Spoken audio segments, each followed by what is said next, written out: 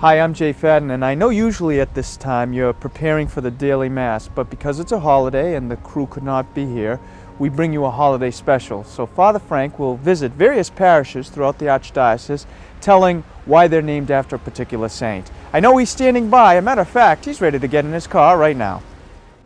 When my mother was alive, I'd come home of an afternoon and I'd say, "Ma, I'm off this afternoon. Do you want to take a ride?"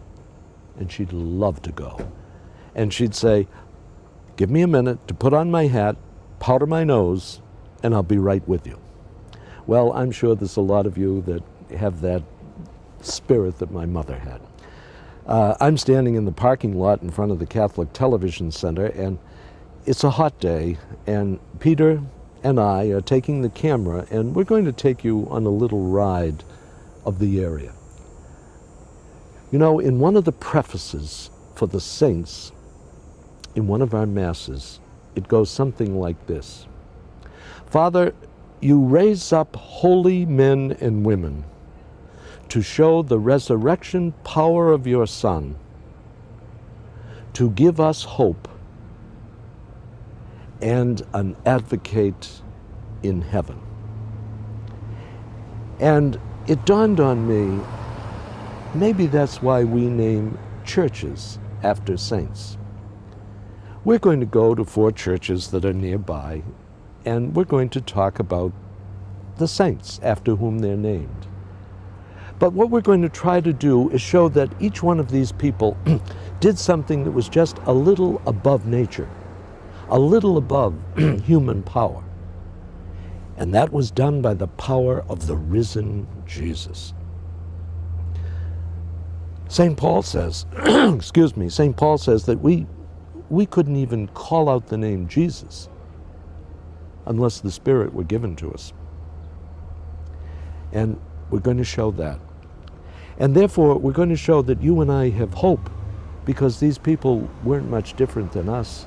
They just opened to the Spirit and got raised up.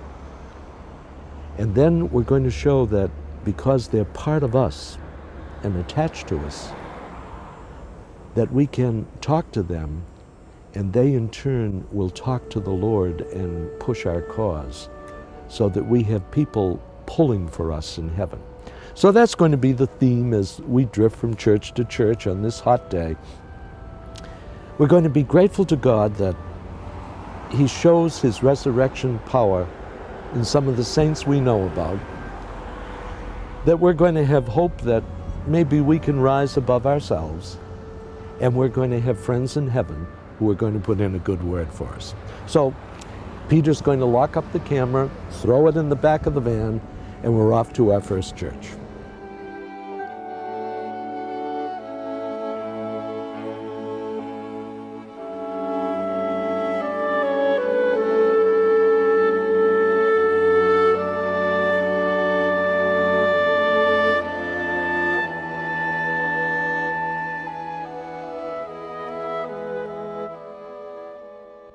I'm standing on the steps of St. John the Evangelist Church in Newton. Actually, it's the parish in which the Boston Catholic Television Center is situated. And very frequently, on my lunch hour, I will walk up here, make a visit to the Blessed Sacrament. It's a modern church, it's very warm, it's welcoming, and it's open during the day. I like it for another reason. If I have a favorite saint, it's John the Evangelist. You remember who he was. John was about 18 years old when Jesus was crucified, in a community that was very conscious of seniority. Young John, impetuous, found his way to sit next to the Lord at the Last Supper, and in an open display of affection, rested his head on the shoulder of Jesus during that meal. John was the only one of the apostles who had the courage and the boldness to stand at the foot of the cross on Calvary and be with Mary and Mary Magdalene. It was to young John that Jesus commended the care of his mother when he was dying.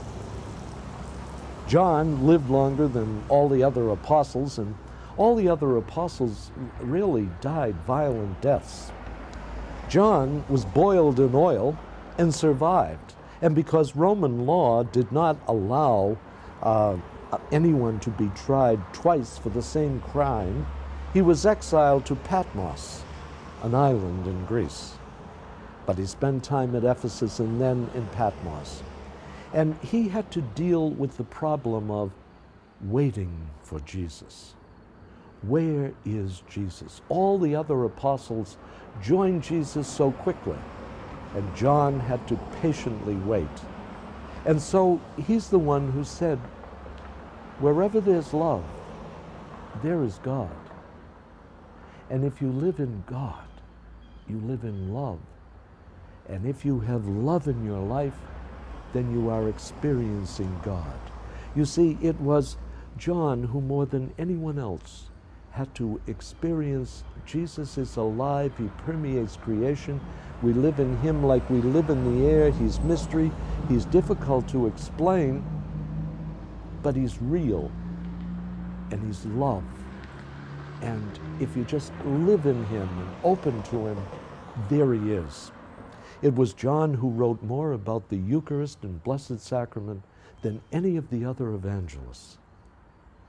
It is John who speaks of being in love with Jesus and growing in companionship and just living in him and surrendering him and letting Jesus permeate you.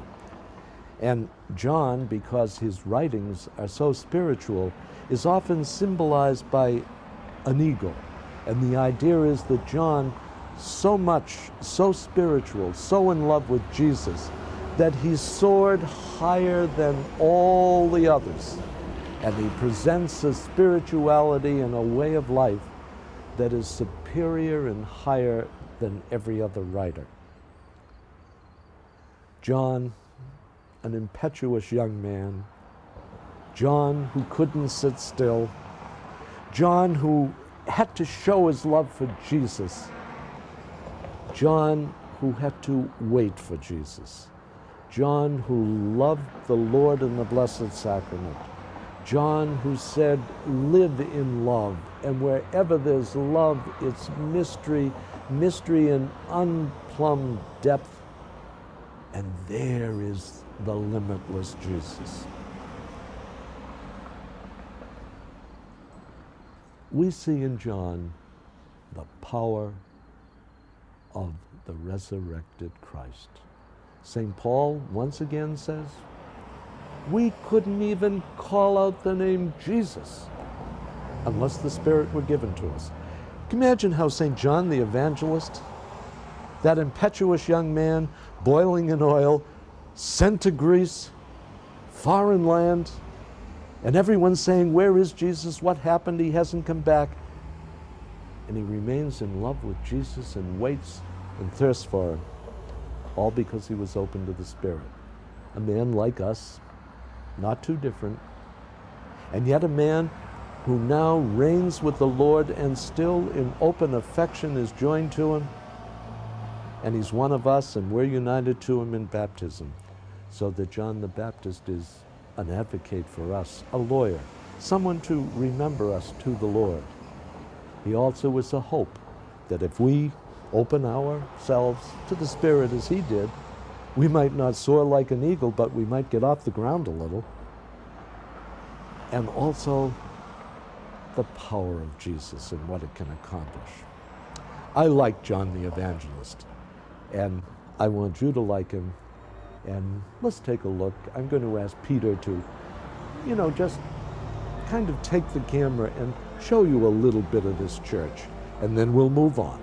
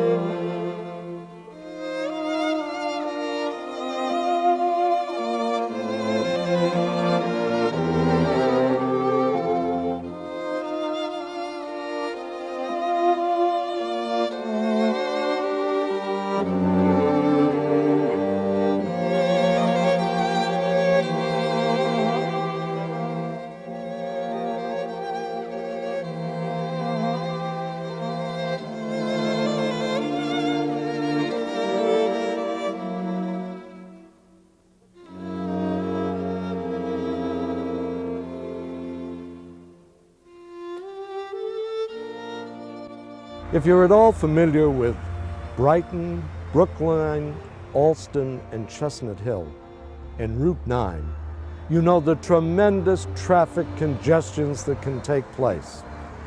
Right on Route 9, with heavy trucks going by, all kinds of traffic, there is really a very beautiful oasis, and it's St. Lawrence. And St. Lawrence Parish is in the Chestnut Hill, Brookline area and takes in part of Brighton.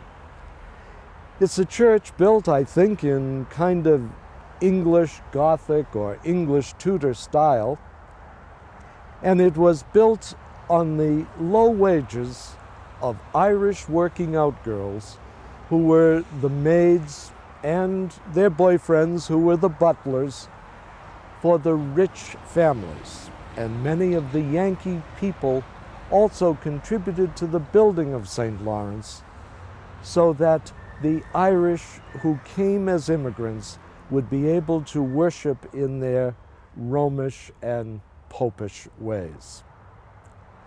St. Lawrence is kind of a favorite of mine. This parish, in addition to being a regular parish, is also the headquarters for the permanent diaconate in the Archdiocese of Boston. Lawrence was a deacon in Rome, and in the year, around 350, give or take a few years, Lawrence, according to tradition, was roasted alive on a spit or a grill. And as the legend or story goes, he turned to his executioners, and in the midst of this pain and horrid death, he said, "I'm done on this side, turn me over." Well, historians tell us now that Lawrence the deacon in Rome was probably not barbecued, but was beheaded, because that was the way they had capital punishment in those days.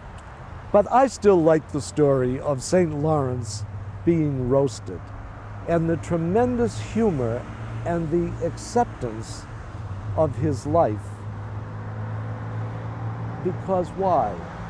He was rooted in Jesus, who was the rock and the foundation of his life. I'm sure when you were young, your parents took you to a fun house at Nantasket or Revere Beach or some such place. And you'd look in mirrors, and in one mirror you'd be 5 feet tall, and you would have a waistline of 56. You'd be short and fat. Then you'd go to the next mirror and you'd be 10 feet tall and have a waistline of 14, and you'd be like a stick. And whether you looked at yourself as short and fat or tall and slim, you laughed, because the image in the mirror was not the real you. You knew your personality, you knew what you were like, and the shortness and the tallness was an aberration. Humor is seeing ourselves as we are, loved by God. And the varied stages we go through in life, well, it's like mirrors. And none of those stages are the real us. They're growing stages. And therefore, true Christian humor is seeing that we are loved, we are on the way to God. And no matter what pain, what sorrow, what sin, it's not the real us, because our eyes are fixed on Jesus, and that's what carries us through. It was not easy for Lawrence the deacon to turn to his executioners and say, "Turn me over." But there again, maybe he is an example of the power of this risen Christ and how he can lift us out of our depression, out of our loneliness, out of our sadness, out of what's overburdening us now. He can lift us up, give us the strength to go on, and we can laugh today at what was so terrible yesterday, and that we have survived. And therefore, in Lawrence the deacon, we see the power of Christ. He's our hope, Because if he did it for Lawrence, he'll do it for you and for me. And Lawrence, who also was overwhelmed, Lawrence, who had to laugh, it's not the real me, I'm going to meet my Lord, and this is temporary, this cross isn't going to last. He understands how we feel when the cross weighs us down and we think it's always going to be this way. We can talk to Lawrence and say, help us. I have a book here called the Oxford Dictionary of Saints, and we said this was an English church, and while I've always heard of Lawrence the Deacon and the roasting story, there also was a Lawrence of Canterbury who succeeded St. Augustine as Archbishop of Canterbury and really brought the faith and set it up in England.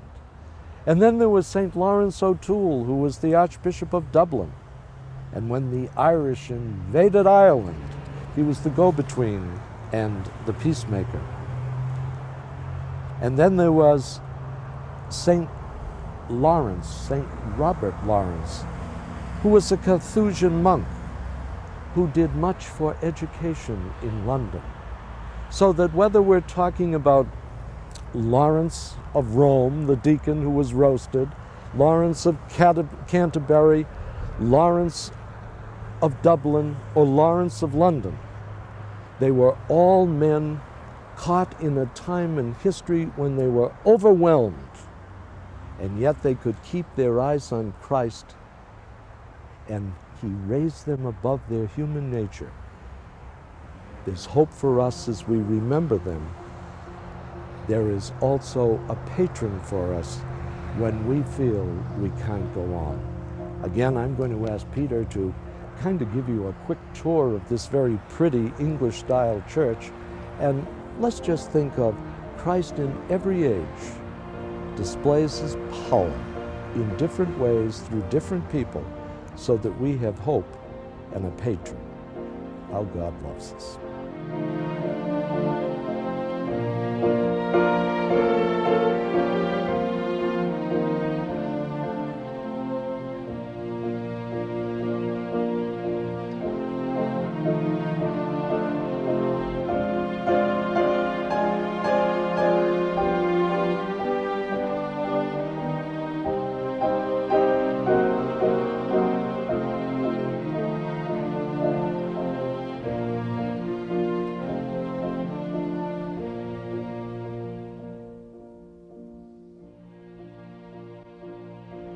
Some of you may be old enough to remember the old Waltham watches. Well, we're standing in the parish church that belonged to all the wonderful people who made those Waltham watches. It's St. Charles Borromeo in Waltham. Now, picture you having a nephew at the age of 12, and let's say your uncle, a layman, was in charge of diocesan property. And he wanted to make sure that his son, your nephew, always had an income. So he, being in charge of property, would name his 12-year-old nephew a priest, and at the age of 18, have him consecrated a bishop, and your nephew probably no more wanted to be a priest, a bishop, or a churchman than anything else. And it was situations like this that led to the Protestant Reformation. And when the church went to renew itself, one of the heroes of renewing the church was St. Charles Borromeo, the Archbishop of Milan. He was the one who pulled together and organized and ran the Council of Trent, which was to reform and rededicate and renew the church. St. Charles Borromeo was the one who was to set up seminary training and see that there was good law so that these abuses could never again take place within the church. He was to set up colleges. He was to send missionaries into England. Charles Borromeo, the patron of all seminaries, Charles Borromeo, the patron of all Catholic educators. Charles Borromeo, the head of the Council of Trent, the organizer. Charles Borromeo, the founder of colleges. Charles Borromeo, the reformer. Charles Borromeo, who worked wonders and changed the history of the Catholic Church and brought it into a modern era, died at the age of 46. Charles Borromeo, a stutterer, a speech impediment, and yet known for his holiness, and within 10 years after his death, people were calling for his canonization and speaking of the miracles that had been worked by praying to him. Charles Borromeo worked a little above nature, had insight, foresight, power of discernment, the ability to organize, the ability to reform, a little above nature, the resurrection power of Jesus. Hope. He could rise above his stuttering. Maybe this resurrection Lord can raise us above our inabilities. Charles Borromeo, when you and I feel overcome by life, a patron, a fellow member of the body of Jesus. I'm once again going to ask Peter, take the camera, show this wonderful church built in honor of one of God's people by the workers of the Waltham Watch Company.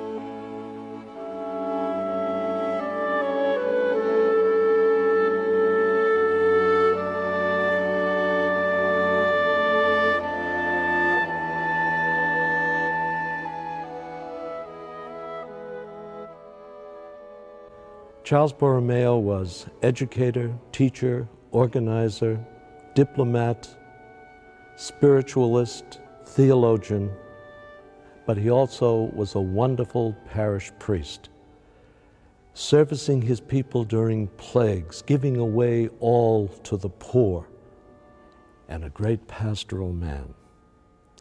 There is a danger that we say the spirit of Charles Borromeo was only in the 15th century.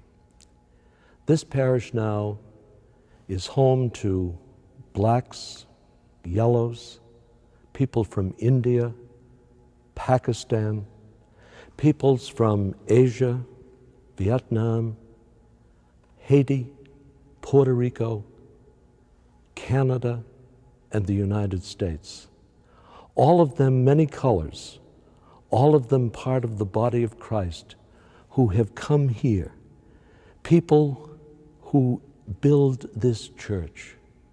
This church burned, was destroyed, rebuilt, Phoenix-like. It's not a rich parish, and yet this church has been done over, restored, and has not cost the parish or the diocese 1 cent. Churched and unchurched, people from all over this area, by their own time, their own toil, and their own funds, have done it over and restored it to its beauty. There is one window here, which we'll see in a moment, and it's all that survived from the original church. And it has in it the motto of the late Cardinal O'Connell, Archbishop of Boston, Vigor in arduis, strength in adversity. It was St. Paul who cried out that he gloried in his weakness and adversity, because then the power of Christ showed forth. We've talked about the simplicity of John the Evangelist, the humor of Lawrence, and we've talked about the skills of Charles Borromeo. But we have people of all races, all colors, all different backgrounds coming here to celebrate and show and demonstrate in this church the power of risen Christ in people. And those who open to his Spirit can rise above self, can rise above problem, can rise above burden, and make history. And there is hope there for all of us. And those of us who carry a cross, those of us who are overburdened, and those of us who sometimes have only a glimmer of hope, have patrons like John and Charles and Lawrence and a host of others, because we are all one body. And while we are in different stages of growth, be we here in a state of purgation or in a triumphal stage, resting our head on the shoulder of Christ, we are in Christ. We are tied to him, the victor. We are an Easter people, and the saints are the demonstrations and the pictures of our triumph and hope.